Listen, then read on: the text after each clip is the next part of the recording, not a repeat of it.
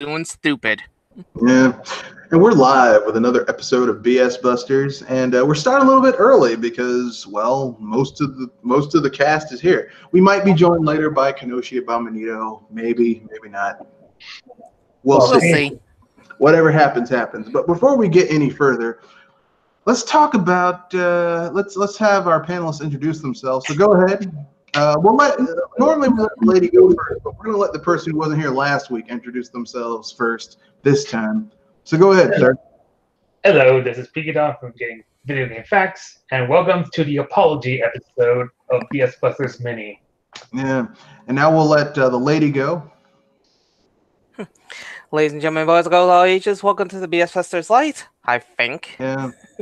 I'm Jory Eli Moonstar, and oh boy, there's going to be a lot of sorry notes that should be given, but I think they lost in the mail. I'm sorry. And this is Mr. Red Fox. Just, let's get into it. Before we do, I guess we can get to a little bit of the news of the week. And we've had some breaking news this week. So, there's one I recently found. Go ahead. Some obscure Japanese video game magazine made their own illustrations of Link for the original Legend of Zelda game, except he's been depicted as a woman. Okay. That's a interesting one. How old is this magazine? Like it's back in 1986. I mean, here's the thing. I've heard people say, how could Link be a woman? I don't think Link being male or female really changes up the gameplay that much. It's not like, oh man, it's impossible if Link were female. I just don't think it. Considering that most people thought that it was Zelda doing the saving. People thought Link was Zelda for years anyway. This is why when I posted the information, I wrote my title as "What if Zelda was a girl?" Yeah, I mean, it doesn't really matter if Link and I know some people, because I remember I was on a podcast years ago when Gamers at Large was still a thing, and this guy on the podcast, there's no way Link could be a girl, and here's the reason why, and the dude was really fucking serious about it. I'm like, it's not really okay, I'm an old head.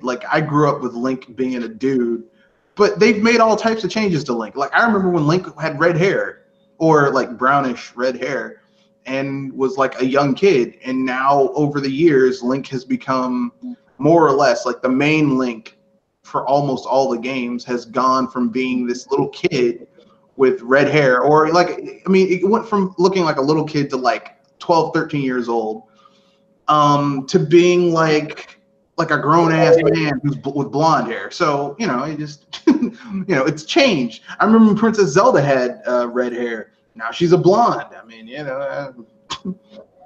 and also a cross-dresser, according to Ocarina of Time. Wouldn't blame you for that. Now Link 2 is a cross-dresser. Yeah, apparently. Well, I mean, they did a thing where Link.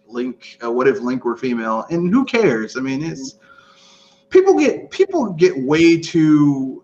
People get way too caught up on. Oh man, it'd be horrible if this character. I mean, I don't care. I don't.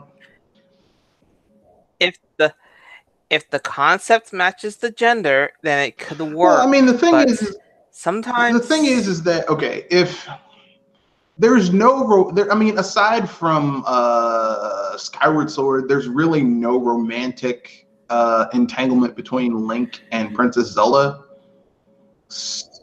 At least Zelda gives more quote unquote cake than Peach does. Not even that. There's literally just there's no romantic entanglement between the two characters, none. So it doesn't matter. There's nothing that says Link has to be a dude. You know what I mean? In order for Link to be Link, he doesn't need to be a dude. Link doesn't have to be male or female in order to accomplish the goals that the character has to accomplish. With Mario, it's a little bit different, but even then, it's still not there is a thing where Princess Peach has kind of She only had one game where she was the heroine.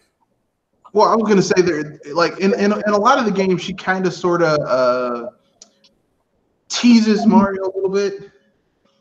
Like, I'll bake you some cake. Here's a kiss, Mario. Thanks for rescuing me. Except in Super Mario Odyssey, where like Mario goes on this grand adventure, saves her ass. Her kingdom was once again, for the umpteenth time, decimated by Bowser when he kidnapped her. And instead of, doing what Mayor Daisy did, which, oh, my city's been attacked. Oh, let me get back to rebuilding and making sure everything's working. Now, fuck the Mushroom Kingdom. I'm going on vacation. Worst ruler ever. She's the worst. Believe it or not, I have to sadly agree with you, because as many times as we saved Princess Peach Toadstool, she has been nothing but a beeping tease. Yeah, she does nothing. She does nothing for anybody. And she barely helps her own kingdom at times. So but my point is that there is this kind of like almost like teasing romantic relationship between her and Mario, and even Luigi to an extent. So there is that kind of relationship going on. I was going to say Luigi gets more cake. Gets more quote unquote cake than Mario. I mean, I will say this much you're though. saying that? I mean, according to the lore, like Mario used to go with Daisy. No, he used to go with Rosa, and then Rosa, who was the damsel in distress from the original Donkey Kong. Oh, you mean Pauline? Yeah, sorry, Pauline. And then he went with Daisy, and like apparently. Then he left Daisy for Princess Peach. But, I mean, Luigi gets to hook up with Daisy, and I'm sorry, but at least there's like a sure thing going on between, at least Luigi is for sure getting some. I mean, like, I don't think Mario's getting any. I think he's got a permanent case of blue balls.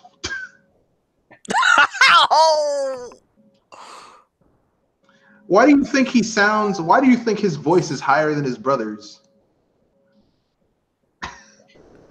Mario sounds like this, whereas his brother sounds like this. How's it going, Kenoshi? Yeah, it's going all right. That's good. Yeah. My introduction is the quote of the day. And the quote is, we wanted Dragon Age 3 to fail so that we could show the industry and how not to make games. Who said that? That was people at BioWare, because they were being stretched thin and making Dragon Age 3, and they wanted it to fail.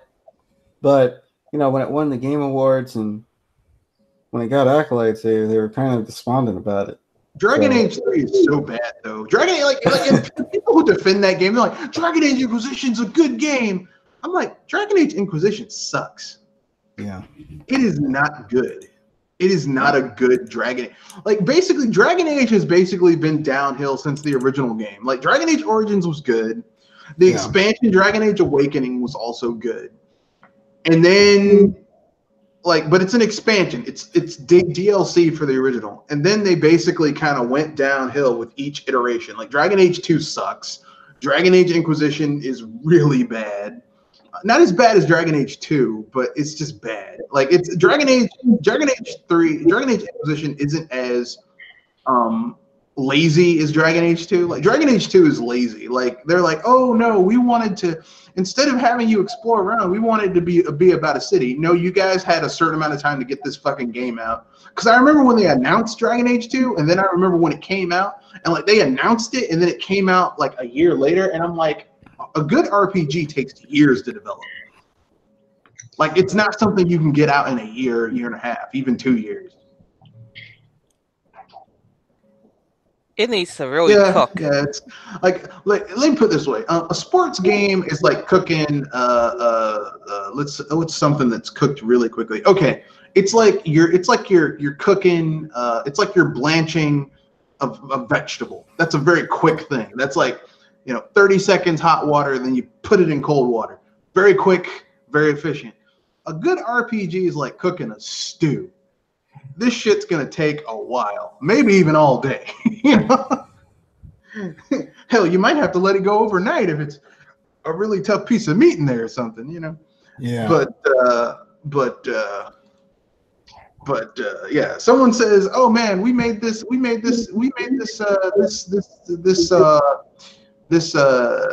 oxtail stew. Really? How long did it take you to make it? Oh, 30 minutes. I don't want to eat it." But we made it. I don't trust it. Unless that's pressure cooked, I don't believe you. If you say it took us 4 years to make this RPG, I'll take a taste. It's pretty good. Pretty good. A little salty. little salty. Maybe could use some carrots in the stew, but overall it's pretty good. Yeah. So anyway, Kenoshi, we're just going through a bit of news before we get onto the main topic. Well, one of the big pieces of news that dropped is that Borderlands 3 is exclusive to the Epic Gaming Store. I'm guessing for a year.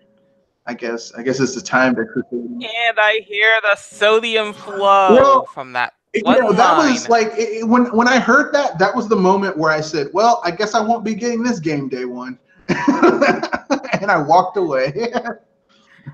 Because if I buy and I bet you I know why. If I buy that game on the Epic Game Store, I will be rewarding bad behavior. And the thing is that when you reward bad behavior, it just encourages the party that's committing the bad behavior to keep on doing it.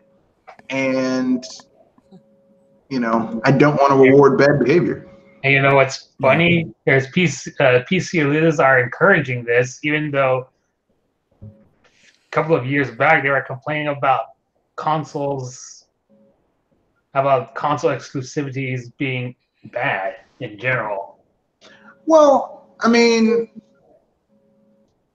you have to understand the context of that. Console exclusivity is bad when you have something that's basically been like you could buy it anywhere for years, and then all of a sudden it's exclusive to one console. For example, if someone were to pop up and say, "Hey, you know what? That new Doom game that's coming out, that game is only going to be available on the Xbox One." Now, Doom in every single fucking iteration has been on multiple consoles, multiple platforms. It's always been on multiple platforms. It would be weird if Doom wasn't on multiple platforms, or say Mortal Kombat or Street Fighter. That's why Street Fighter 5 failed so hard, was because they were like, yeah, it's a PlayStation exclusive. You do realize that the reason Street Fighter has ever been successful is because it's on everything, right? Yeah, it's always been on everything. I mean, when Street Fighter 2 came out, it was in the arcades. It was on the SNES, and I think it was on the Genesis as well. It was on everything. Even on Game Boy. Yeah, I mean, you had Tiger Electronic things, and I know that doesn't count as the full game, but it was trademarked, so Capcom was getting their money. It worked somewhere. Yeah. You had it on the Game Boy, you had it on the TurboGrafx 16, you had it on PC, you had it on Mac, you had it on the SNES, the Sega Genesis, the Master System. You had I think you maybe even had a shitty knockoff on the NES of Street Fighter. Yeah, I mean, basically it was on everything. Street Fighter 2 has been on everything. I mean, I'm pretty sure if you I'm pretty sure you can download it for your scientific calculator if you know where to go. But you get what I'm saying? It's like it's I mean, that's what made it successful, is that it was ubiquitous. When you take things that are on an open platform and then restrict them to one place where you can get it, that's a problem. Yeah, highly a problem. I mean, look at Street Fighter 3. That game failed because it was only on the Dreamcast for a while, and then after the fact, it was put on the PlayStation and the PlayStation 2 and the 3DO and stuff like that. Street Fighter 3?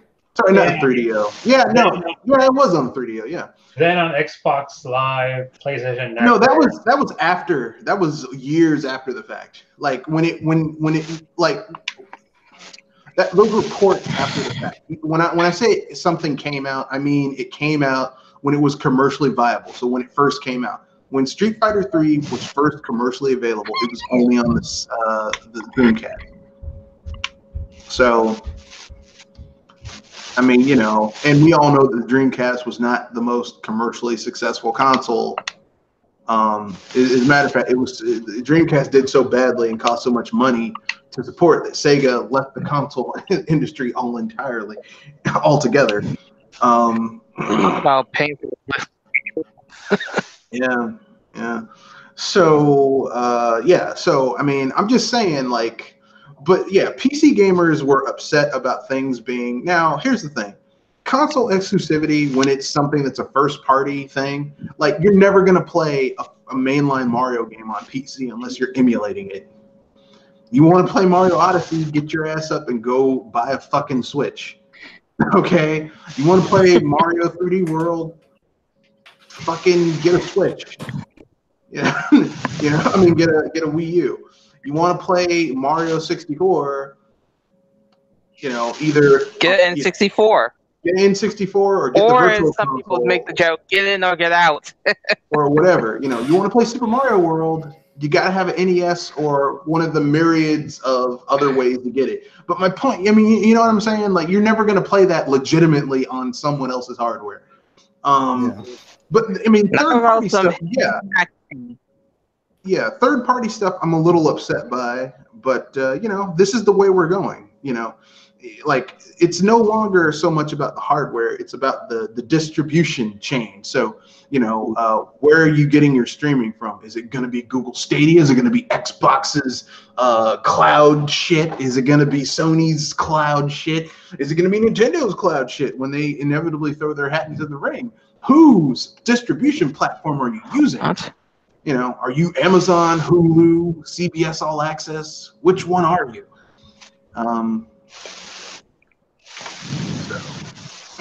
But anyway, speaking of Sega and the Dreamcast failing miserably,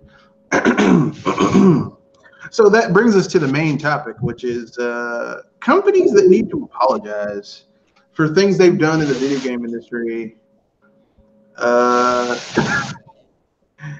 Some of this is serious, some of this is humorous. So who wants to go first? I should probably go first. All right. First and foremost, Microsoft apologizing for their initial plans for the Xbox One not going as planned.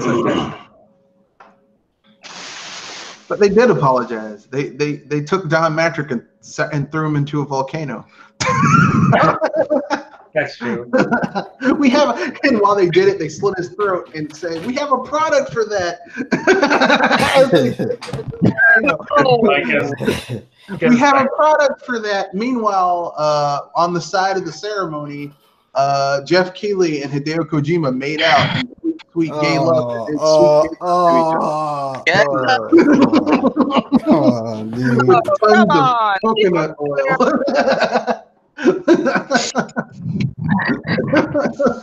That was TMI. Well, considering how much Jeff Keighley's like, yeah, Hideo Kojima is my friend. I'm like, why don't y'all just get a hotel room and fuck already? and stop hamming it up. I mean, listen, I'm a Renaissance man. I don't care who you love. Love who you love. Shit, it's a free country. Can't legislate morality. But even the ones that are considered illegal. Well, I mean, if you're abusing someone, but whatever two consenting adults want to do with each other, I mean, what the hell do I care? Shit. What about animals or aliens or robots? Monster. What part of two consenting adults? Yeah, but previously you also said you're a Renaissance man. You should love whoever. I said two consenting, Consenting. or 3 or 4. Look, I don't care the numbers. Just as long as the keyword is consenting. So it has to be people who can say, yes, I agree to this. If you can't say, yes, I agree to this. So animals, that takes them out. Robots, I mean, they're sex robots, so who cares? They don't have rights. unless they can prove sentience, and then I mean, I don't know, but those are aliens. If they can consent, then I mean, hell, go for it. I know that's gonna make Captain James T. Kirk happy. To seek out new life, to seek out new life, new civilizations, and fuck it. But anyway, but yeah, okay, that's fair. That's fair. Who wants to go next? Hey, buddy.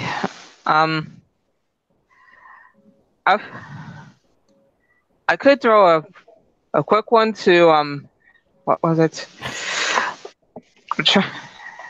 Great, I'm having a hard time thinking about it. The truth. Did you make your name? Did you name yourself after that guy in San Andreas, the hippie, the hippie who had like the awesome drugs? The truth. Yeah, man, this is some primo wowie dude. The truth. Okay, well, I got one. Atari needs to apologize. They need to do a double apology. They first need to apologize for tanking the industry in '82. Like, people may not know this, but if you adjust for inflation, the video game industry was worth more in 1981, 80 than it is now. And Atari and Warner Brothers, with their lack of quality and flooding the market with shitty games and Pong clones, tanked an industry that was generating tons and tons of money and jobs and services. They need to apologize for that. They also need to apologize for the fucking Atari Jaguar. and that Jaguar add-on that didn't work. They need to apologize. Well, I mean, that's all part of the Jaguar. They need to apologize for the Jaguar for those shitty commercials where they were like, 32 plus 32 equals 64. Which one is more, Billy? And then the N64 came out, and just literally, if the N64 was a person, it pulled down its pants and shit all on the Atari Jaguar. And here's really 64 bits. Hand me the toilet paper. So yeah, you need to apologize for that, Atari, because I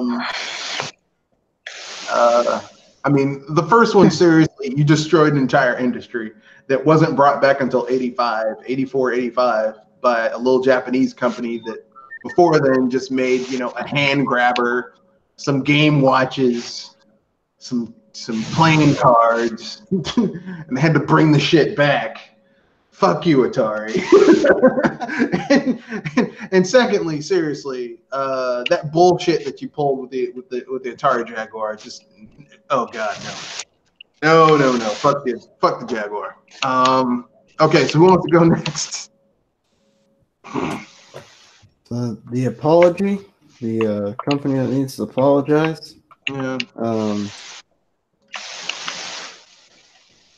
I'm gonna go with the less obvious one and say Nintendo with their online service. You're charging $20 for a service that was free on the Wii U and had more features than the service that you're giving us right now.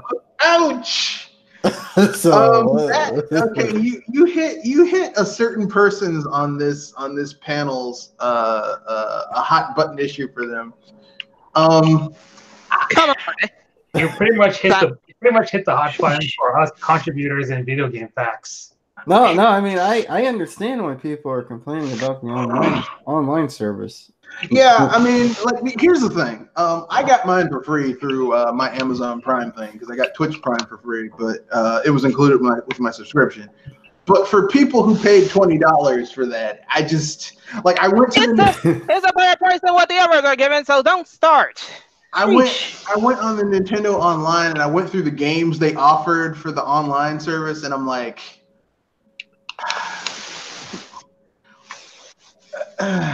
like, you know, here's all I'm going to say about Nintendo's online. When the president of the company knows that their online service is shit and it needs to be better, you know it's got to be.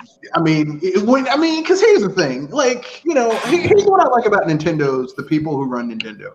When shit's fucked up, they don't sit there and try and hide and, you know, let me fire some people in the marketing department because it's their fault.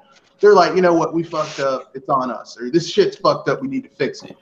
I like that. They're real straight shooters. So when the president knows, the president and his investment to the investors and people on the board, our online sucks. We need to make it better. I mean, I'm paraphrasing. He didn't say that, but that's what he said. If he knows it's kind of shitty, then I mean, yeah, you need to make it better. You need to make it work. You need to make it look. You're paying less than you're paying for, you know, Xbox Live or PlayStation $60 a year. You're paying less than that. So, I mean, congratulations. But if it's like if it has less features than the free shit did on the Wii U, that's a problem for what you're paying for. See, Yeah. So I mean, it needs to be like if you're gonna charge me for it and you're gonna add less features, you need to add features so that it's at least comparable to what you had on the Wii U. So even if that's just something as simple as you're not gonna bring back the virtual console. Let people buy the games that are on the online library instead of just renting them until your subscription runs out. Until time's up. You can basically say, hey, I like playing this game. I want to play it some more, but not have to be online to play it. I'll download it, and now I can play it whenever the fuck I want. And I'll pay you $1.99 or $2.99 or $3.99 or whatever for it. You know, maybe more expensive. Maybe SNES games are $4.99, $5.99, $6.99, depending on the game.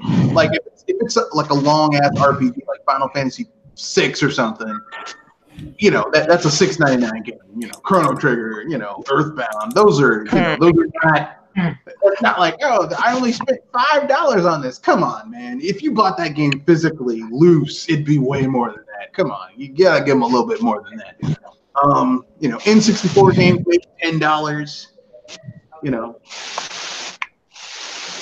now if they really want to do something cool, add GameCube games. That shit be awesome. Because that's the one console gen they haven't really explored yet on Nintendo's backwards compatibility through their digital libraries. But that's just me. I'm not gonna harp on it because that's really not. You know, I was gonna try and leave Nintendo out of it because by and large, even when Nintendo fucks up, it's not like, oh my god, you wounded my heart. Yeah. Let's see. Sony needs to apologize for their shitty online. Charging people $60 goddamn for an online that every 3 to 4 months is down. And now all of a sudden, like when the PlayStation first came out, I mean, remember all those articles where people were like, yeah, some dude was like groping his girlfriend in the playroom and all that shit and broadcasting it to people. People doing their own form of streaming photos. And now they're all like, no. In this game, you can't have titties. No titties. No nipples showing. No, thank you, sir. But it's a dude. His nipples are showing. What's the difference between a dude's nipples and a woman's nipples? It's different. It's different. And you're Japanese, right? Yes. Don't you guys have a penis festival? Shut the fuck up and stop asking questions. No nipples.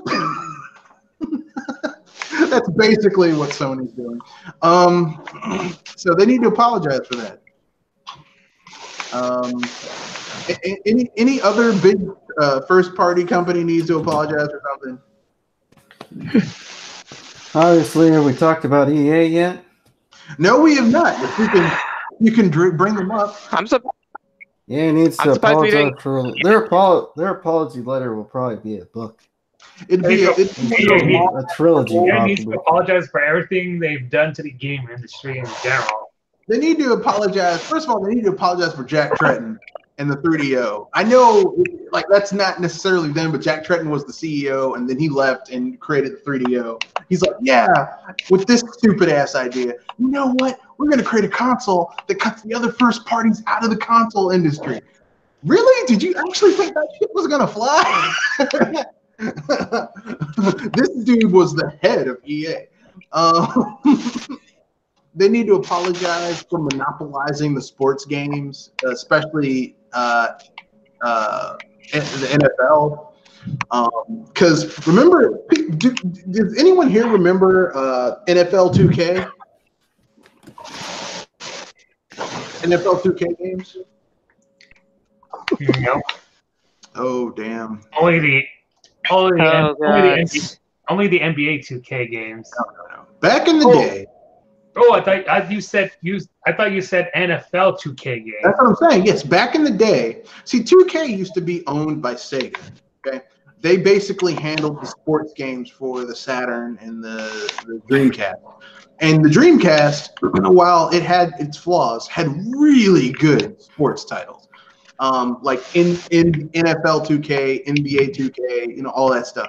When Sega had to get at the console industry, they sold off bits and pieces of themselves that they weren't using, especially their sports games, which is sad because, like I said, NFL 2K continued for a while until EA monopolized the license. So 2K started making NCAA 2K, which was like the NFL game for college teams. And then EA bought the rights to that too. So there was no competition. Like, you cannot make a football game in America based on NFL or the NCAA college teams unless you're EA, which is bullshit because football is still a big sport in the States. And so there's no competition, so there's no incentive for EA to make their games any better. Now, soccer's a different beast because there is competition to soccer. Even though like 60% of it's locked down by EA, there's still Pro Evolution Soccer from Konami, which I heard is pretty good. I'm not a big soccer fan, so don't take my word on it.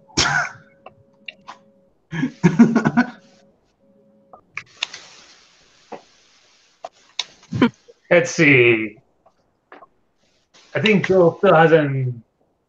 This is not one from me. I need to apologize yet.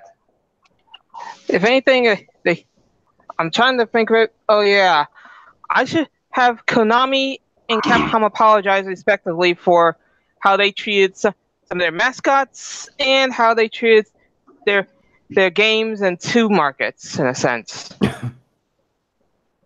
Yeah, they need to apologize to Hideo Kojima. Not Hideo Kojima, to Hideki Kamiya. Sorry. They need to apologize to Hideki Kamiya. Although I think the apology is they finally freed Hideki Kamiya to be as free with his words as he wanted to, and that's also awesome.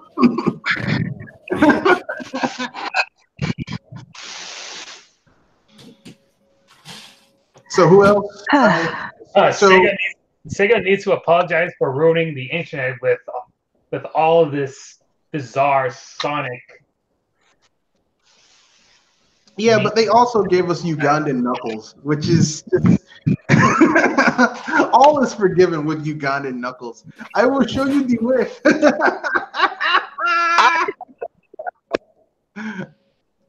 I will show you the way. Yeah, but on the other hand, they also need to apologize for having their early Sonic cartoons to expose all their own fetishes. Odd. They need to apologize for Sonic 06. They need to apologize for Sonic Boom. Yeah. They need to apologize for. They need to apologize for ruining Sonic and only making 4 good Sonic games, and the 4th one was made by a fan. They need to apologize with the Sonic Archie comics. There's more good Sonic games. There's Sonic 1, Sonic 2, Sonic 3, Sonic and Knuckles. That's 4. Then there's Sonic CD is not bad. It's not great, but it's still pretty good. So that's 5. Then there's Sonic Mania. That's good. The DIMP Sonic games aren't bad. Like the 3D Sonic Advance, Sonic Advance, those are pretty good. But those weren't made by Sega team, by like the core Sega team. The DS ones were good. Yeah, I like the GBA games. Yeah, those are the Sonic Advance games. Those are pretty good, but those aren't made by Sonic Team. So, I mean, you know, like it appears the people who make the best Sonic games aren't Sonic Team. Like, if it says Sonic Team, just be like, no, except for Sonic Boom. That's just a terrible game all around. One more thing, Sega needs to apologize for giving the Sonic license to Paramount to make a live-action movie out of. Why would you make a live-action Sonic game? I'll never understand that shit. Live-action Sonic movie. I mean, live-action Pokemon movies. I mean, that's ironic, but it looks like they're trying to take this live-action Sonic movie seriously. It's like, oh no. I'll tell you who they need to. I tell you who else they need. They need to apologize to Golden Axe fans for making Golden Axe Beast Rider, because that game had so many Sonic fans excited. I mean, Golden Axe fans excited, and then the game came out and it turned out to be a steaming pile of shit, and people were like mad about it and shit. They were like, "These motherfuckers here." I was almost excited about it, to tell you the truth. I was like, you were salted when it happened, didn't it? Weren't you? Well, I wanted it to be good because I like Golden Axe. Like, Golden Axe is one of the few Sega things that I actually enjoy, because it's a beat 'em up. But it's like, I like the premise behind Golden Axe. I don't like the execution. Like, have you ever played Golden Axe? Have you noticed how the enemy AI is so ridiculously redonk? Well, I mean, it's ridiculous. Like, the enemy gangs up on you. The enemies are cheap in Golden Axe. Like, they are cheap as fuck. For some, yes. No, period. Like, very yes. The way that the AI acts is just really cheap. It's like, oh, hey, you trying to beat this guy? Oh, guess what? Like, if you get on an animal, on an animal, which, I mean, to be fair, when you're on an animal, you do get ridiculous. You get much more powerful than you normally would. Okay, fair enough. But they literally, when that happens, like, they'll knock you off. They mob you. Really enjoy it. And then when you attack enemies, they'll gang up on you, so you can't do shit. I mean, it's Golden Axe is like I said, the premise behind Golden Axe, this beat 'em up that's set in a fantasy setting versus a city where it's being terrorized by is interesting, but the execution has never been as good as it could be. Hard. That's pretty awesome. Because it had different characters. You had like a beast man, you had like a wizard. It was pretty cool. Golden Axe. Oh yeah, going back to Sega, they also need to apologize to Legends fans for canceling Legends 3. Legends. Mega Man Legends. That's Capcom. You said Sega. Yeah. I said going back to Capcom, they need to apologize to Mega Man Legends fans for canceling the third game. Yeah, they also need to apologize to Rockman Volnut because he's on the damn moon. He still hasn't escaped. He's still on the moon. Yeah, that's one of the reasons why I put Capcom and Konami on the list together. Because they left a lot out of some things.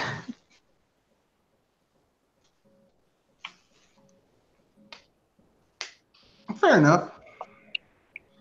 I mean, the thing that bothers me about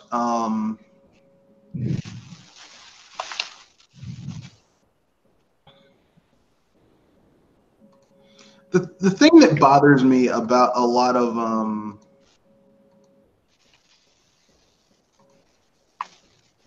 how can I put this nicely? The thing that bothers me about Capcom is that they don't seem to realize that, you know, people love their IPs and they've done nothing with them. Like they also, you know what else they need to apologize for? Not giving us a decent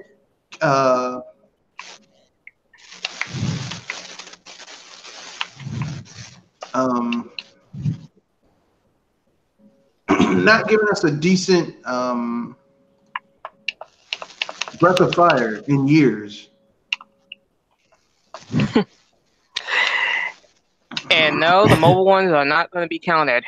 No, fuck that mobile game. I'm like, fuck that mobile game. Yeah, that mobile game does not count. And I don't want anyone to say, no, it's a mobile game, it's good. No.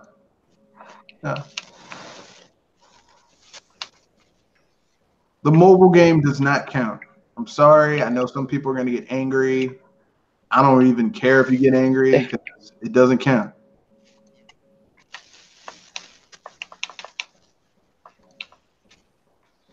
So, yeah. And I don't care if people don't like it. Fuck them.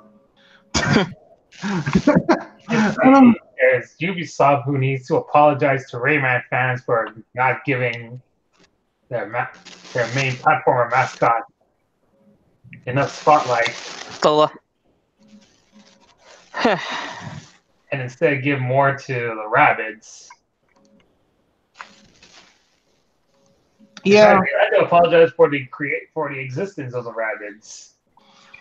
Yeah, I don't know why people love those little bastards. They're essentially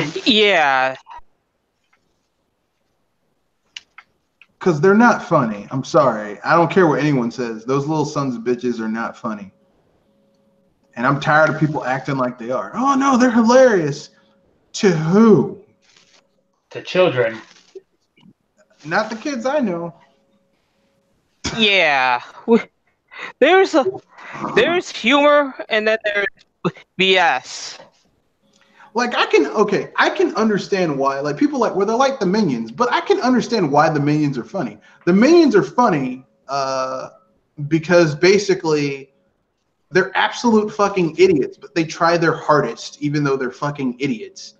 But here's the thing: even though they're idiots, like some of them are competent. And like if you look at the Despicable Me movies, like the Minions are actually like they're at their best when they're kind of like, you know, actually doing their job. Yeah, but some of them are competent at their job. Like they aren't just all idiots. It's like they have quirky personalities, but when they're business, they're business. You know what I mean? Yeah. Like the Rabbids are just like they aren't dumb. They aren't even competent. Yeah. I'm like, seriously, this isn't even funny. Like, who thought this shit was funny? Yeah, I never got it either. I mean, like I said, like when I saw Mario Cross Rabbids, that tactical game, I'm like, man, this is gonna be awesome. So that you're gonna have Rayman in it. No, just Rabbids. I'm like, this would have been so cool with Rayman and Globux.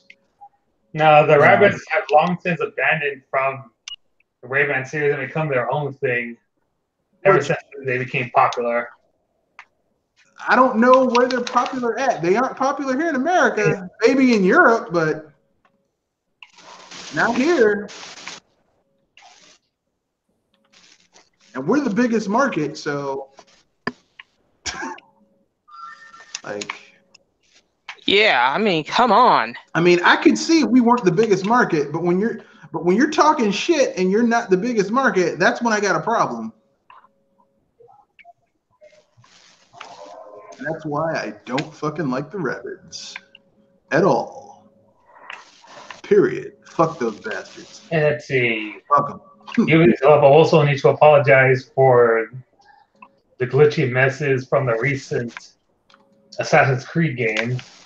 Yeah, they need to apologize for those games. They totally need to apologize for us. They need to apologize for Assassin's Creed 3. Of all the Assassin's Creeds to remaster, that shit really. Like, Assassin's Creed 3 is terrible. It's like the worst game in the series. Yeah, it's a glitchy mess too. Not even the glitchiness. That is the most boring fucking Assassin's Creed is not an easy game to get into. Like, because the games don't, like, the beginning of the game, the games have a really shitty beginning, right? They don't begin well. But like once you get past the initial type of thing, it's a little bit better. Not this fucking game. Like Assassin's Creed, like I bought that game at launch because I was like on the Switch, because on the Wii U, because I didn't have anything to play because there was nothing out there. Choice was sparse. Well, I mean, the first year of the Wii U was not easy. It was not easy. All you had were a lot of ports of games that you could get on other platforms for cheaper, and a few first-party games. The one game that I was looking for that was going to be exclusive was Rayman Legends, and Ubisoft and their infinite wisdom. Like literally, in that game, a week after my birthday. That was going to be my birthday gift to myself. And those sons of bitches, those motherfuckers. Hold a middle finger trick on you and put it on multiplat. A fucking week before that game was supposed to come out, they said, oh no, we're pulling it for quality issues or some shit. And then then it turns out, oh no, we're gonna put it on we're gonna make it a multiplat. I was like, you motherfuckers. I'm still mad about that. I'm still pissed the fuck off. I'm still mad. I'm still angry. I'm still angry. I'm pissed. And I know some people are going to get mad and they're going to be like, how could you say that? Why are you angry? Because I had the game pre-ordered and I was ready to give them money. And because of Ubisoft's bullshit, I couldn't even enjoy what, by all accounts, is a pretty good game. Because of Ubisoft's bullshit. So, fuck them. And then they have to apologize for Far Cry 4 and Far Cry Primal. What is it called? Far Cry Primal's not that bad. I have that game. I got it for free because I bought something and I got it for free with what I bought. It's actually not that bad. I mean, it's not great, but it's not like, oh my god, this game is terrible. I mean, that game got ripped for copy and pasting the exact same map from Far Cry 4. Well, I mean, look, to be fair, I mean, here's what I'll say about Far Cry Primal, okay? Far Cry Primal is, to me, a more interesting game than Far Cry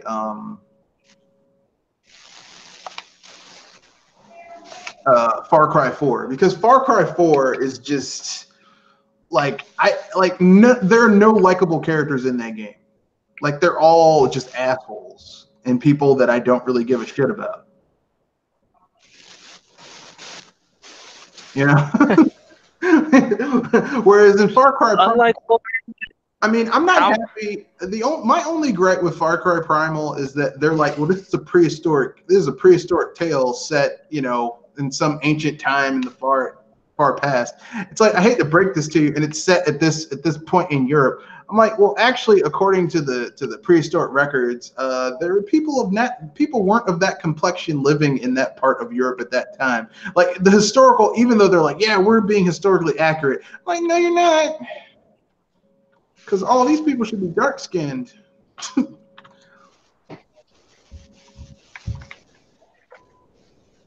But aside from that, I like it. I like the fact that you get your powers by getting high off of mushrooms. Must be some good stuff to get high. That much. It is some good shit because it gets you high enough to see to turn into a bird. It's actually pretty cool. I mean, I'm not gonna lie. It's actually pretty good. Like, I know some people don't like it, but it's pretty good.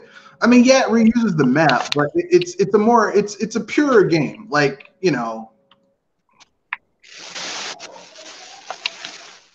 And they had to apologize for the latest Far Cry game being a Far Cry to the main premise of a previous Far Cry games, being that you're alone in the wild and you have to survive by killing wild animals and and murderous vigilantes in some sort of remote island.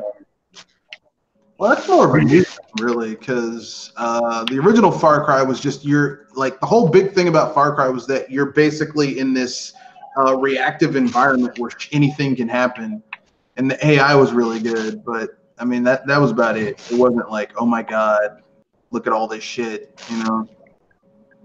But anyway, yeah. You know what Ubisoft really needs to apologize for? They need to apologize for keeping people waiting for ages for a certain game. For a new shit. A new Rainbow Six? No. It's that adventure game that they didn't know how to market at all. You know what I'm talking about. It's like called Jade something. Jade Empire. No, not Jade Empire. Jade Empire is BioWare. Shit, I forgot the name of the game. Shit, man. You mean Exodus? Exxon. No, it's the game where you take pictures and shit. Huh.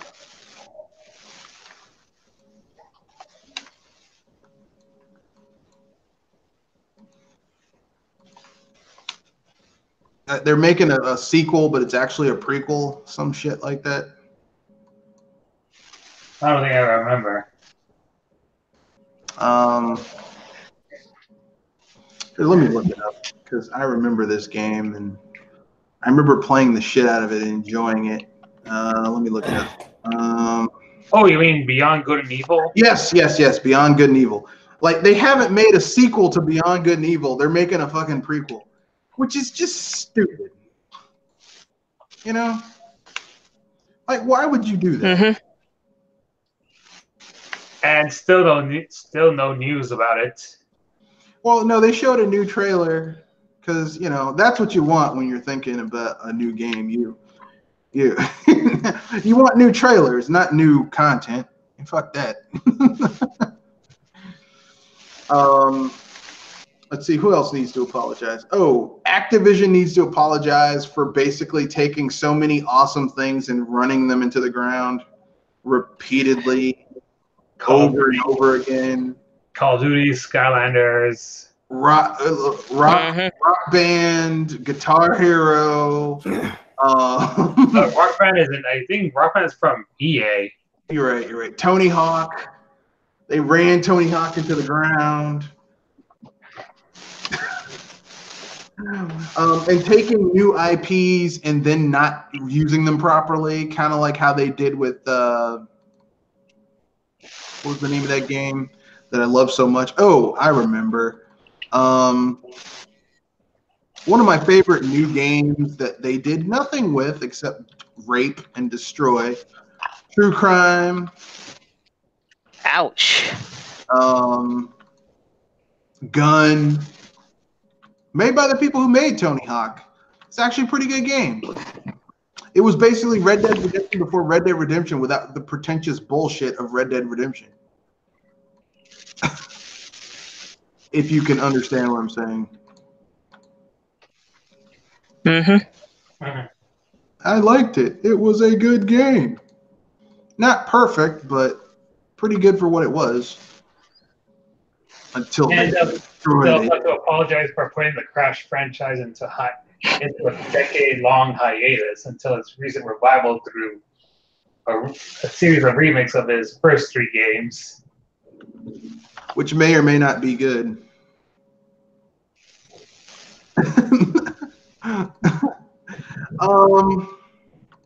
Yeah, they definitely need to apologize for lying to people about Skylanders. They were like, "Yeah, Skylanders, Crash Bandicoot is returning." Yeah, not Crash Bandicoot. Spyro the Dragon. Yeah, it's gonna be great, guys. Yeah, totally. Yeah, fucking A. And then the game came out. Thank you for putting salt in the wound. It wasn't a Spyro the Dragon game. Now, here's the thing. I'm not a big fan of Spyro the Dragon. I'm not like, oh my God. I don't have nostalgia bound up in it because, you know, I was a Nintendo kid. So, you know, I had a real open world 3D game and not look at all these tricks they learned to make it seem open world. Like they actually had, pseudo open worlds for, a 62-bit era that actually looked pretty good at the time. Not saying it was perfect, but at the time it looked pretty good. And but to sit there and try and now Skylanders is dead because they aren't even selling that shit anymore. Is it? Well, they're still continuing it on mobile. Does that even, which I'm playing and say it's ugh. does that even count? Seriously? Well, I mean, I have Nintendo is counting Super Mario Run as part of their mainline titles, so yeah. Seriously? They actually said that? They actually said yes. Super Mario Run is considered. Yeah, they listed Super Mario Run on their timeline of mainline Mario titles, including Super Mario Maker. It's a sad day for gaming when people consider that shit to be mainline. Sad, sad day. Or maybe that's just you being an old man yelling at clouds. I'm not Abraham. I don't know about that. But no, it's a sad day when they consider a mobile game as part of the main lines. Which is like basically a mobile spin-off. It doesn't even play like a 2D Mario game. But whatever. I don't care. I didn't buy it anyway. So. Bethesda, they need to apologize for pretty much everything. Yeah. They need to apologize for every game they've released for the last couple of years. Oh, more than that. They need to apologize for every game they've released for the last for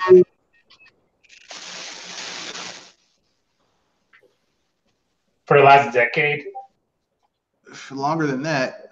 They need to apologize for every game they've released for the last, I want to say, 20 years. Yeah, 20 years.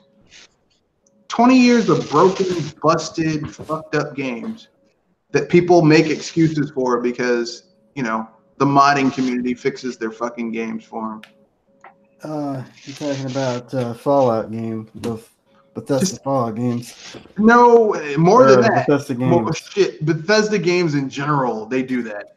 Yeah. All of their fucking games are like that. This isn't just, I wish it was just, Bethesda games. I wish I could say, oh, this is only one game they do this on. No, man. They do this on it's a series. And it's not good. Not even remotely good. They do this on a lot of titles, suffice it to say. And I'm not happy about it because, I've been playing Bethesda games for years, but they love doing that. They love, the only reason Bethesda games are still, utilized is because there's a modding community behind them fixing their games, and it's one thing if it's a game where maybe the developers were rushed and they didn't just have enough time and they it's being, something catastrophic happened behind the scenes or some shit. But with Bethesda, it's you can tell the problem is them. It's them and their shitty ass practices. Which is something said when you think about it. Yeah, it's sad. What are you gonna do,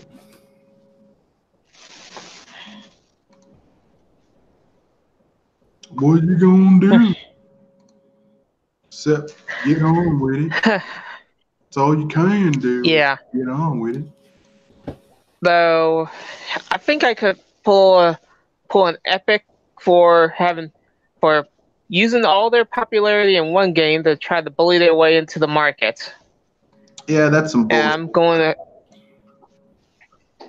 Yeah, I think they should be apologizing for bad market pulling, because seriously, when you pull games from others like that, like how they did, your rear end deserves to be turned into grass for some of that, or at least have somebody at the top fall on their blade. Well, I've said this before. If Steam really wants to reclaim everything, all they need to do is just lower their market cut. No. All they need to do if they want to get back on the game is just say, "Hey guys, guess what? We are releasing in the next fiscal year. We are releasing Half-Life 3." But I'll let you make the joke because it's so funny. We are releasing Half-Life 3. We are also releasing Left 4 Dead 3. We're also releasing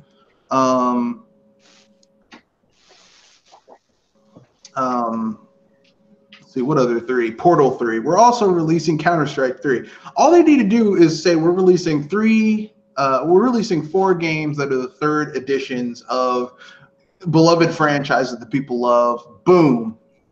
And you've got they're back. But do they want to do that? I thought you were going to make the joke, but yeah, they really need to. They have to learn to count to 3. Yeah, because if anything, that's the most obvious joke of all of these guys. Yeah, but anyway, and that is Valve's apology. Yeah, we're sorry we can't count to 3. Yeah. We're sorry we can't count to 3. Yeah, and Valve, I exclusively want them to apologize for anyone that's a card game fan, because seriously. What, for Artifacts? They need to apologize for Artifacts? Yeah. Yes, because that game is beeping complex. It has a terrible market store balance, and seriously, they have worse card idea manufacturing than somebody that makes fan games. And I'm one of these people that like a fan that play fan card games. Sheesh. That kind of sucks, actually. So yeah, they need to apologize for that. They need to apologize for not making the 3rd games in their respective series. Half-Life 3, Portal 3. Mr. Red already made those jokes. Yeah, but you can make them again because it bears repeating. We're sorry, we don't know how to count to 3. I mean, it turns out we have billions of dollars. It turns out Gearbox knows how to count to 3. So, you know. Yeah, if Randy Pitchford can count to 3, what's your fucking excuse? Of course, Randy Pitchford also knows how to count all that money he apparently stole from Sega, so. Is that too much? Is that too far? Was that too mean of me? I'm sorry. Forgive me. If anybody's an RPG fan, I would want Square Enix to apologize for how they did some of their RPG series so far. Yeah, Square Enix needs to apologize for Final Fantasy VII.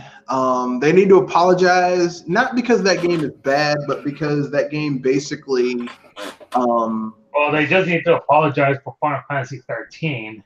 Well, no, there's a whole bunch of Final Fantasy they need to apologize for, but they need to apologize for Final Fantasy VII because that game basically, while it was really seminal in getting a lot of people on RPGs, Final Fantasy VII is not the best. It's not the most well-crafted RPG of all time. They need to apologize for getting people into a genre where they weren't prepared for how basically. Think of it like this, okay? You're someone who's never eaten pizza before in your life, and the first pizza you have is frozen pizza. That's Final Fantasy VII. Like, frozen pizza's not bad by any stretch of the imagination, but it's not the best type of pizza you can get. You know what I mean? Yes. I mean, come on. The next level of that would at least be the franchise pizzas like Papa John's, Little Caesars, Pizza Hut, that kind of thing. Little Caesars is like a step below frozen pizza, really. Those $5 pizzas. doesn't their pizza contain some kind of element that's pretty much hazardous to your health? Yeah, like fat. I was thinking. No, I'm joking. Oh no, no. Little Caesars is all right. Little Caesars is all right, at least for me. When you want pizza, but you don't want to pay an arm and a leg for it. Yeah, Little Caesars is nice if like, okay, it's Friday night, you haven't eaten all day. Like maybe if you ate, it was something really small, like half a sandwich or something, and and you just like you really haven't eaten anything, and you're really really hungry, and you want pizza, but you don't want to spend an arm and a leg. Little Caesars is your go-to place. The reason I say Little Caesars is worse than frozen pizza is because Little Caesars is like very little toppings, very little ingredients, and a lot of dough. A lot of dough. Like too goddamn much. And that is just disgusting. It's like Little Caesars is the only pizza where I will sometimes go and get some and then feel bad after I eat it. I'm like, why did I eat that? That is just terrible. You should not feel bad, like emotionally, after you eat something that should be fucking delicious. It's like that old adage, pizza's like sex. Even when it's bad, it's still pretty good. Yeah. Like except for Little Caesars like sex with the fat chick who's kind of ugly, and you swore you'd never call her again, and then after you do it and you leave her house at like 2-3 o'clock in the morning, you're like, God, I'm never gonna do this again. Why? Like you get in your car and you smash your head on the steering wheel a little bit, and you're like, fuck, why did I do this? Why? Like you're and you wonder why I put franchise pizzas over the. I mean, this is the reason why I put franchise pizzas over the frozen pizzas. No, I would say most franchise pizzas are better than frozen pizza, except for Little Caesar. Like I said, it's like you go with the fat chick who's kind of ugly and kind of stupid. Like you're totally ashamed to like go to her house, but you're horny and you just needed to get. That's the thing. I'm not super ultra picky about pizza. I mean, I agree with you to an extent on Little Caesars, but I'm not like ultra. I'm not. Someone buys Little Caesars, I'm not really gonna. No, look, man. Like I said, it's like sex. Even when it's bad, it's still pretty good. I mean, I'm not gonna turn down pizza, even if it's shitty, unless it's really, really, really shitty, like food, like school cafeteria. Oh yeah, cafeteria pizza is just. It's so bad. Oh, that's what I would put under frozen pizza. Yeah, that's worse. Like literally, like school cafeteria pizza is worse than Little Caesars pizza and frozen pizza. Like it's worse than those two, which is amazing because like Little Caesars. We're feeding that to the kids. Yeah. Which tells you how much we give a shit about our kids when we give them bad pizza. But yeah. Like literally, like here's the thing about pizza. Okay. I'm gonna use the sex analogy again. That pizza's like bad sex. Even when it's pretty bad, it's still pretty good. It's better than nothing. But here's the thing: once you've had really good pizza, like really good sex, it's really hard to go back to bad sex when you've had good sex. It's like, no, can't go back. Can't go back. Can't go back. You can't go back home. The genie's out of the bottle now. you can't go back to bad pizza when you've had good pizza. I know some people are going to get angry. Some people are going to get upset. But to be honest with you, I would make the joke that if you're trying to find good pizza, head to New York. No, you can get good pizza in other places than New York. You can get good. I mean, at least for. I mean, if you want to at least have somebody that, I mean, people that really go good with pizza at times, then it would be a good spot to start. Now, I'll tell you the best pizza I've ever had. Like the pizza that made me say, okay, this shit is fucking delicious. The best pizza I've ever had, hands down, no questions asked, no bullshitting, is this place that's New York City? No, period. Just like that's like like, and not an arm and a leg. There's this place that's close to my house called Matchbox, and it's like it has multiple locations in the DC metropolitan area, but they basically cook their pizza in a wood fire oven, so the crust is nice and crispy, and yet it's not burnt, and it gets like the crust gets these little bubbles where it gets extra crispy, and it's sauced just right, and there's just enough cheese and toppings, but it's not the pizza is a little chewy, but it's not soggy, and the sauce is just right, and the cheese ratio is just right. You know, people think pizza's easy, but it's like when it's done wrong, you know it. It's an art. Yeah. It's an art. There's a reason the Teenage Mutant Ninja Turtles love this shit, bitches. Because it's delicious. It's delicious. But anyway,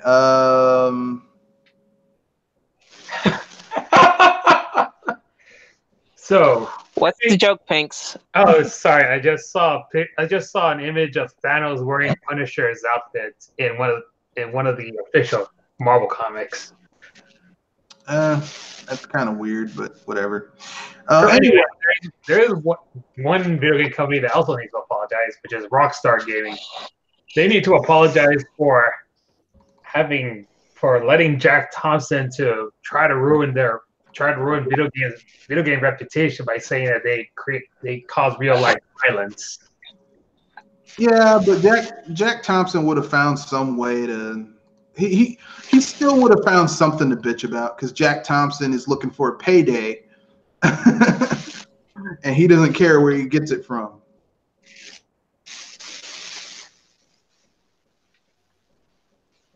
Well, good thing that he got his license revoked. Yeah. So it doesn't fucking matter, because Jack Thompson got his law license removed because he did unscrupulous, unethical things. And here's the thing: he got his law license removed in Florida, which is not the most ethical law place to. Like, it's not. It's like one of the easiest places to get to get your law license is Florida. So if you can't practice law in Florida, you're a shitty lawyer. He's washed up. Yeah, you are a shitty lawyer. Like, basically, there are places where if you pass the bar in California, since there's so many laws in California, you can practice, like, there's reciprocity. You can practice law anywhere if you have your California law license. But Florida, it's like, yeah, I have a law license in Florida. That means nothing. And before anyone says anything, don't be talking about Florida. Look, I was born in Florida. I used to live there. I know quite a bit about it, but doesn't mean I can't talk shit about it, though. I was going to say, so Florida's the ground floor, and the apartment loans are California as far as law goes, right? No, Florida's like the gutter, garbage bin out back, and California's the penthouse apartment in terms of law. It's not even in the same building. It's like, yeah, we threw this shit away, and somehow they just keep on showing back up. That's Florida. I would say Florida is the limp. Never mind. But yeah.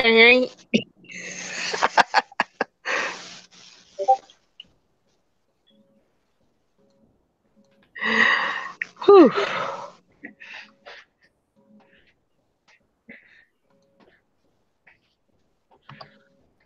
But as I was saying, yeah, Florida is, but the fact that Jack Thompson had his law license removed in Florida, I'm like, you're a shitty lawyer, bro. Like, because if you can't practice law in Florida, it's because you're a shitty lawyer. It's not because, it's particularly because it's like their bar is so much easier to pass than, say, other places. Yeah. So, fuck Jack Thompson, asshole. Oh, I'll tell you someone else who needs to apologize. Joe Lieberman. Senator Joe Lieberman. He's the guy who was like, well, violence in video games. And then they had some asshole show up, and he's like supposed to be showing how violence in video games can influence kids and all that shit. He's playing Mortal Kombat, and the motherfucker couldn't even do a fatality. Take my word for it.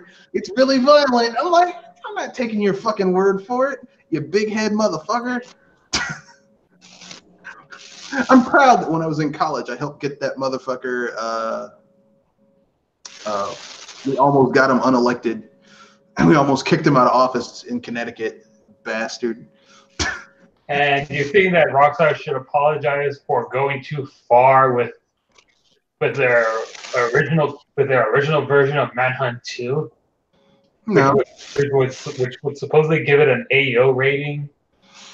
No.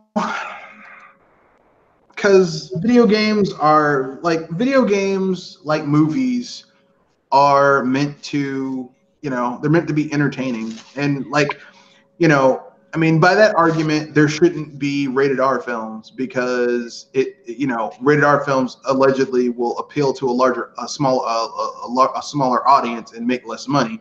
The thing is like, there's some people who want to see rated R films, and not because of sex or violence, but because a rated R film can tell a more mature story. That's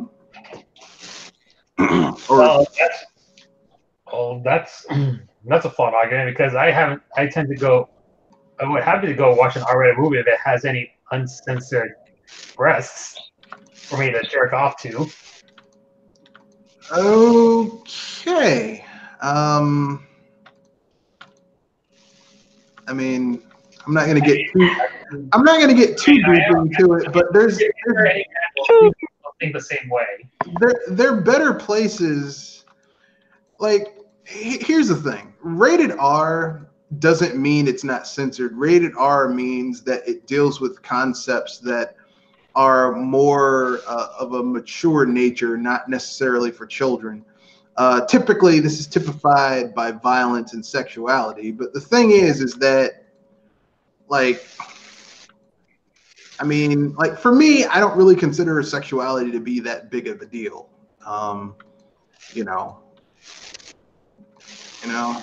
Like, that's just me. I'm like, oh, well, there's breasts. Okay, well, we're humans. Humans have breasts. Big fucking deal. Get over it, And there are very few rated R films that are like, there's an entire genre that rated R was built for that isn't even in use anymore. It's called the erotic thriller, right? Like, back in the 80s, it was a big deal. You had films like Basic Instinct, which was a rated R erotic thriller. And that doesn't even exist anymore. They don't make films like that anymore. And when they do, it's not all that erotic. It's like, this isn't really not very sexual, or it's kind of violent, but that's about it. So really, it just boils down to. Well, what's an erotic thriller? Like half-naked girls shooting guns or something like that? Is that what? You ever heard of Basic Instinct? No, I've never seen. I think I've heard of it. You don't have to see it. Just Google Basic Instinct. It's an erotic thriller. Okay. It's got sex and murder in it. And a lot of risque things, or 8.5 weeks. And typically speaking, erotic thrillers have sex and violence and things that are designed to be sexually arousing, but there's also some danger to it because there might be a murder.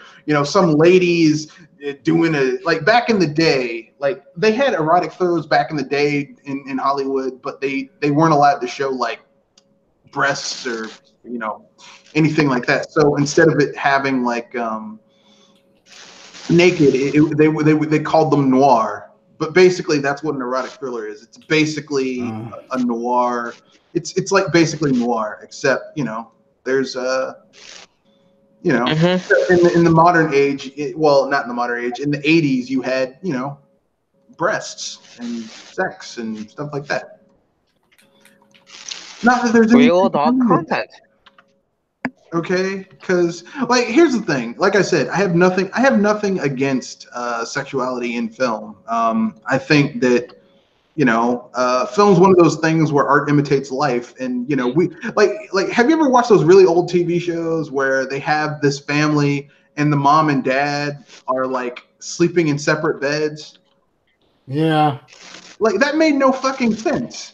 And like these people are married and they have kids. Like clearly. Yeah, it doesn't make sense. It's not very convenient for two married people if they want to be married and have marital relations to be in two separate beds. I only remember that through the Three Bears. Like it's okay. Go watch something like Leave It to Beaver or something like that. That's basically what I'm talking about when I say it's very unusual to have some shit like that in a thing. But that used to be because of the Hays Code, the Hollywood Decency Code, because they didn't want children being exposed to indecent things. But here's the thing: there are human beings walking around. Human beings are constantly being born, which means somewhere human beings are fucking. And it's really hard to Isn't that obvious? And there's really hard to do that if your wife is in one bed and then across the room is your bed. I mean, it's the reason why you look at cartoons like the Flintstones. They had it was never mentioned, but if you went in their bedroom, they had one bed. There's only one bed. Like Wilma was pregnant. The stork didn't deliver a baby. Wilma and Fred were fucking. Okay, and I don't know. Look, listen. Despite Fred being a fuck up, I think I know why Wilma. I think I know why Wilma stayed with Fred, because Fred had big hands and big feet and a big nose. What I'm saying, he was a goofy. Makes me wonder. I was going to make the joke that makes you wonder what happened with Barney. Well, I mean, maybe Barney was shooting blanks. I don't know. That's why they had to adopt. I mean, haven't you ever seen the old joke where like Fred's like, well, if we play this game, you'll have an extra head. He's like, what do I need 3 heads for? And it's a dick joke. Yeah. But anyway, as I was saying, yeah. I mean, like personally, like I have nothing against like I wish there were more games that push the envelope in terms of content. I wish there were more games that had a more mature theme. Not for shock value, but to tell a more interesting story. At least, yeah. I mean there's a way to tell a story that doesn't involve profanity, perversion, and yet it can be it sounds more like a PG-13 film to me than an R-rated film. Not really. I mean, they're all there for every single, like, there's some for every single game. It's like The Godfather, right? Like, The Godfather, like, I've seen the TV censored version of The Godfather. It's not very good because there's a lot of subject matter and shit that happens that you're just not going to get on a PG-13 level. You can get more in depth about certain things. Certain scenes make more sense when you understand the adult context for a lot of things. And I mean, same thing with games. Like, could you imagine GTA San Andreas being like E for everyone? That would be like. It would be a different game entirely. Yeah. I mean, that'd be like putting cream on steak. Let me put it this way. Even Lego City, which is basically, for all intents and purposes, is basically rated E for everyone, Grand Theft Auto. But even that game, if you listen to some of the conversations that the little Lego people have with each other, like, the content is not something that a kid would understand. Like, some of the jokes are very, like, adult in nature. Not like poo-poo filthy, but like, oh, okay, that's funny. That's funny for me as someone who's old enough to have experienced life and know about shit, Yeah. Yeah. Like a guy asking, "Honey, why do none of our kids look like me?"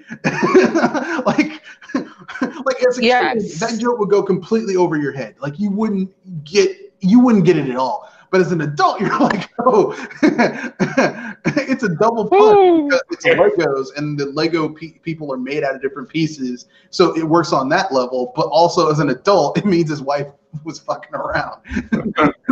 Like, it's a double. Somebody was having a different building set. So, I mean, that's basically how you know that. Like, you know, I mean, like I said, I mean, this is just my own personal opinion. I think that you know, there should be the full gamut. It's like, I wouldn't want to go to a library and have every fucking book in there be kid books, like see spot run spot run. Like, that would be ridiculous, you know. Or every book in the library to be Dr. Seuss. Now, I love Dr. Seuss, don't get me wrong, but I wouldn't want every book that's available to be fucking Dr. Seuss. There needs to be, like, variety. There needs to be content for all ages. There needs to be your see spot run spot run. There needs to be your Dr. Seuss's. There needs to be your Goosebumps. But then you need shit for adults. You need your Moby Dick. You need your Hound of the Baskervilles. You need your Fanny Hill. You need your Mole Flanders. You need your not 50 Shades of Grey. Your DA. Well, fuck that book. I'm not a proponent of burning books. 50 Shades of Grey, I would totally burn. I said not 50 Shades of Grey because I know that 50 that Shades kind of of Grey, quality. I would totally burn. But I mean, it should be burned. But I mean, just on my personal level, I would burn that book because it's not it. Like I read that book as a dare that I lost with my girlfriend, and it's like, here's the thing: not only is the book not very well written, but it, like, the characters are shit. That's the thing that bugs me with both the movie and the book. You know, I mean, like, there are ways of writing BDSM scenes that are exciting and, dare I say it, erotic.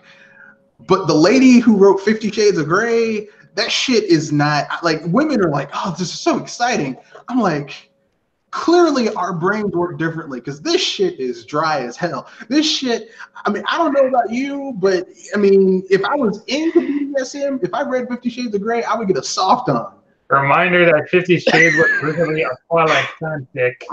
Yeah, it is. It's basically Twilight fanfic without the vampires. Vampires. Like, okay, if you want to know, no wonder why I felt uneasy. It reminded me of Twilight.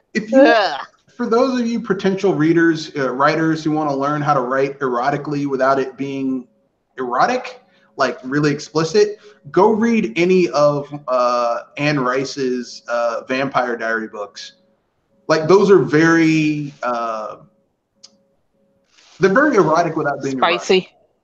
Well, they're very erotic. Like, they, not like sexually erotic, but just very like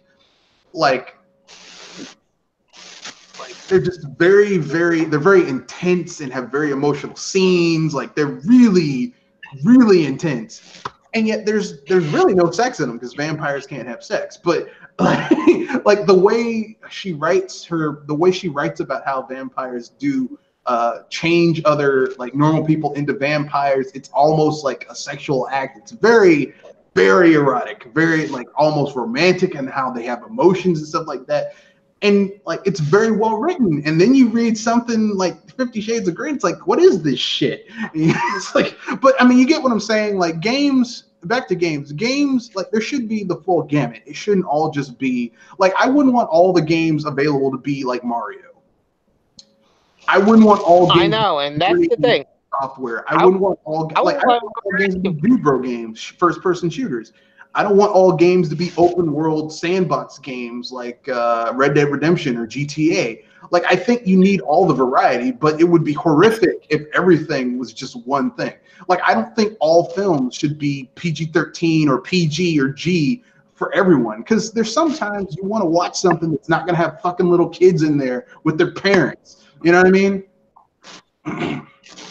So people will still bring their kids. Well, of course, because you know these movies. bastards aren't smart enough, don't have enough money to fucking get a babysitter. But that's not my problem, you know. Like I shouldn't be made to suffer because you decided to fuck when you were fertile. That's not my problem. Okay, so enough said. You know, like that's like I shouldn't have to hear your fucking kids. I don't give a shit. Okay,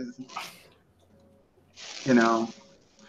But to be fair, my parents did take me in when I was a baby to one of the last few drive-ins to see Predator. So who the fuck am I to talk? And that's definitely not for kids. Predator is not for kids. Predator is for adults because it's got murder and death. And Jesse Ventura, when he had a little bit of hair left on the top of his head, saying, "Take this and you'll be a sexual tyrannosaurus like me." He actually said that. That's a line in the movie. Take this tobacco, you'll be a sexual tyrannosaurus like me. The truth is, Final Fantasy VI is the best Final Fantasy. I mean, I would say it's the best of the Hironobu Sakaguchi Final Fantasies. I would say Final Fantasy XII is the best of the non-Hironobu Sakaguchi Final Fantasies, even though technically speaking, Final Fantasy XII isn't a Final Fantasy game. It's a Final Fantasy Tactics RPG. It's not a Final Fantasy game. Weister20 says even the BDSM community hated it. Yeah, 50 Shades of Grey is not good. Because you like the movie and the book makes you like the writer tries to trick you into liking this guy who's a little fucking asshole, and this woman who's chasing after this little fucking asshole who happens to be rich. That's the only thing, is that he's rich. Other than that, he's a complete asshole. Like the shit that he does and does to women in the book and the character. If he wasn't rich, she would call the police on him and have him thrown under the jailhouse. But because he's rich and good looking, she's like, oh, that's great. Oh.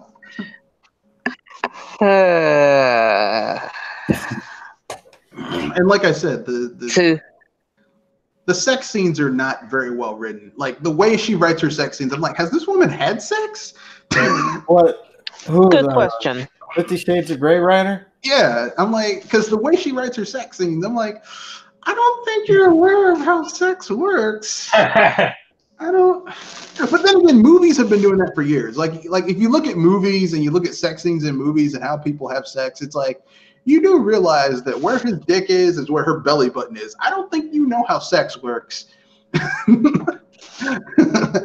or they have a scene in a movie and it's like 30 seconds long. I'm like, wow, I'm embarrassed for you, sir. I'm embarrassed. I know they're supposed to do a time lapse, but 30 seconds is, ooh, that's bad.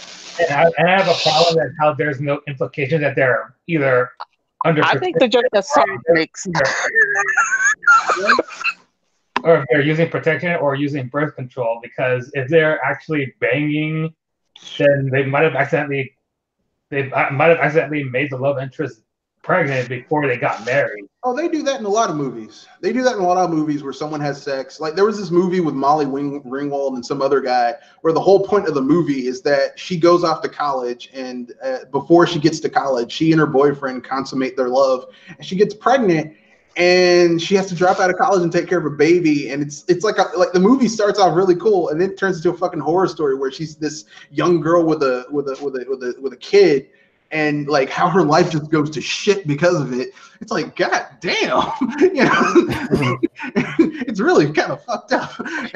And then they do it kind of humorously because you watch a movie like Look Who's Talking, which is like people. Oh God! Look Who's Talking is the most fucking pro-life movie you'll ever see because Look Who's Talking.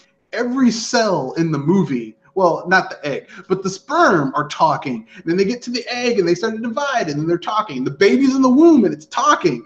Like it's really fucking pro-life.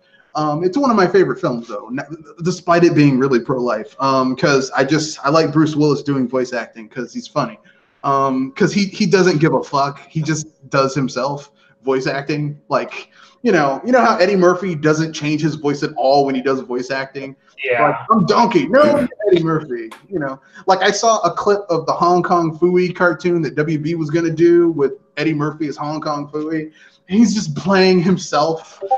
Like, he doesn't even change his voice for Hong Kong Phooey. Like, even I could do a fake Scatman Crothers voice. He was the original voice actor for Hong Kong Phooey from the 70s. But not Eddie Murphy. Nope.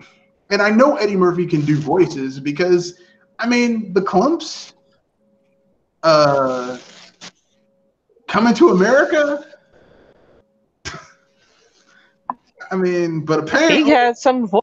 he doesn't want to do voices now. But of course he can't do voices because he's got like 17 kids. He's busy changing all those fucking diapers because he's got 17 goddamn kids. Doesn't know how to wrap it up, I guess. I don't know. Like, Eddie Murphy's rich, so I guess he can take care of 17 kids. I would not want 17 kids. Even if I could afford it, I wouldn't want 17 kids. Like, I'd be happy. Even if I was going to have more than one, I'd have 3. Okay? That's it. 3 kids, have them 2-3 years apart, and that's it. Okay? 3 kids and a dog. That's it. But anyway, that's either. I think we could go on and on with apologies, but let's wrap this up, and then we can get to the aftercast. So,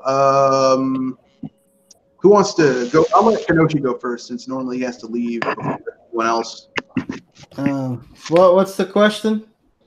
I'm just asking you. We're giving our sign out, and you pick. Our sign. Okay, this is Kenoshi Abominito. Glad to be on another one of BS Busters, and boy, the industry just seems like it's taking a dump every day. Well, the industry is a dump taking a dump on itself. So dump taking a dump on a dump. I would not see that, and yet I kind of do, because that sounds really technically impossible, but probably possible. I don't know. Well, the thing about something like that is it's so disgusting and it's so horrifying. You just can't help but look at it. Yeah, you want to see it. You know, it's like you want to see it even though it sounds horrible. You're like, I got to see this. I got to see it. So, Jewel, you want to go, or Pinky? Who wants to go next? It's been a blast to work with you guys, and if anything, try to keep out your messes, folks. We'll be watching. All right. As for me, I had to get back to finishing Yoshi's Crafted World. You addict. You're addicted to that yarn and that paper and that cardboard. You need to get that monkey off your back. Or is it Poochie? And this is Mr. Red Fox here. Stay tuned. I might make Saturday's podcast into movies, since we kind of got deep into movies, and that seems like a topic we haven't gone on. So may or may not, depending on. Not for a while. But stay tuned to it, because we haven't gone off topic like that for a while. So with that being said, that's been the podcast. Remember, rate, comment, share, subscribe. I have some videos coming out this week that I have the footage for. I just have to record the voiceover for, because this week is my vacation week. I've actually kind of took a break and decompressed. It was nice. Got some air. Got work to do next week. Got to go back to work next week, but fuck it. So remember, rate, comment, share, subscribe, and peace. Peace. And hype responsibly.